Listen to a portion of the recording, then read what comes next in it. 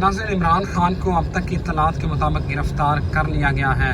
जज दिलावर ने उनको सज़ा सुनाई है। तोशा खाना केस में 3 साल कैद की सज़ा, 5 साल की नाअहली और 1 लाख जुर्माना। नाज़रीन, इस वक्त मैं लिबर्टी चौक पहुंचने वाला हूं और आपको बताता हूं कि लिबर्टी चौक के क्या मनाजर हैं। नाज़रीन, ये देखें, ये पुलिस की गाड़ियां आप देख रहे हैं और ये आ गया लिबर्टी चौक।